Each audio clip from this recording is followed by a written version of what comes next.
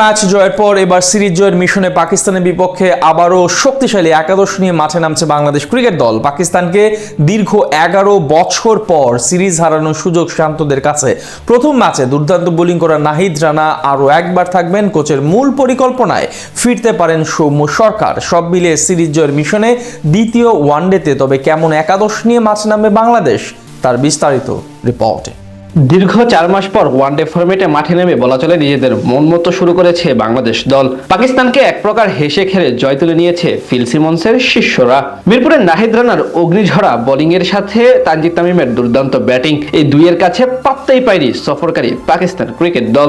এমন জয়ে এখন 3 ম্যাচ সিরিজে 1-0 ব্যবধানে অলরেডি এগিয়ে গেছে স্বাগতিকরা। সেখান থেকে 11 বছর পর শাহিন শাহ আফ্রিদিদের বিপক্ষে সিরিজ জয়ের মিশনে দ্বিতীয় ওডিআইতে মাঠে নামবে টিম টাইগার্স, যার জন্য সাজানো হচ্ছে নিজেদের সেরা শক্তিশালী একাদশ। প্রথম ম্যাচে বাংলাদেশের একাদশ নির্বাচনে সবচেয়ে বেশি প্রশ্ন উঠেছিল সৌম্য সরকারকে নিয়ে। তার জায়গায় সুযোগ পান তানজিদ তামিম, আর প্রাপ্ত সুযোগ বলা চলে কড়াই গন্ডায় কাজে লাগান যুব বিশ্বকাপ জয়ী এই ব্যাটার। পাকিস্তানের দেওয়া মাত্র 115 রানের টার্গেটে একাই ধসে দেন প্রতিপক্ষ বোলারদের। তাই এই ম্যাচেও তামিমের উপর আস্থা রাখবে টিম ম্যানেজমেন্ট। তার সাথে সাইফ হাসানের থাকা নিয়ে তৈরি হয়েছে সন্দেহ, যেখানে ফেরানো হতে পারে সৌম্য সরকারকে। আর যদি লেফট হ্যান্ড ও রাইট হ্যান্ড বিবেচনা করে তাহলে আবার সাইফই টিকে যেতে পারেন। 3 নম্বরে যথারীতি থাকবেন সাবেক অধিনায়ক নাজমুল হোসেন শান্ত।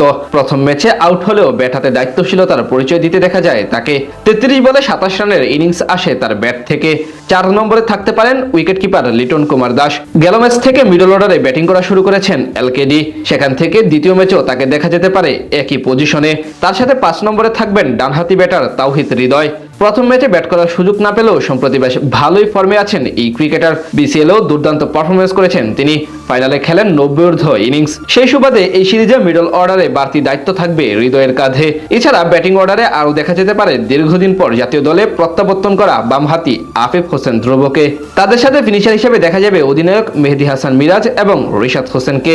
একই সাথে স্পিন বিভাগের দায়িত্ব সামলাবেন এই দুজন। টানা ব্যর্থতার পর গেল ম্যাচে বল হাতে জ্বলে উঠেছিলেন মিরাজ। 10 ওভার বোলিং করে মাত্র 29 রান খরচ করে শিকার করেন 3 গুরুত্বপূর্ণ উইকেট। অন্যদিকে রিশাদ 2 ওভারে খরচ করেন মাত্র 10 রান। এই ম্যাচের আগে আরো একবার আলোচনায় প্রথম ম্যাচের নায়ক নাহিদ রানা। মিরপুরে গতকাল একাই ধসে দিয়েছিলেন প্রতিপক্ষের পুরো ব্যাটিং অর্ডার।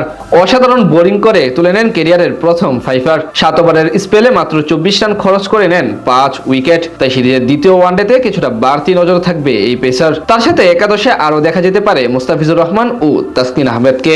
প্রথম ম্যাচে 4.4 ওভারে 18 রান খরচ করে 1 উইকেট শিকার করেন ফিজ। আর 7 ওভারে মাত্র 29 রান দিয়ে 1 উইকেট নেন তাসকিন আহমেদ। সব মিলে বলা চলে বেশ ভারসাম্যপূর্ণ একাদশ নিয়ে পাকিস্তানের বিপক্ষে সিরিজ জয়ের মিশনে মাঠে নামবে টিম টাইগার্স।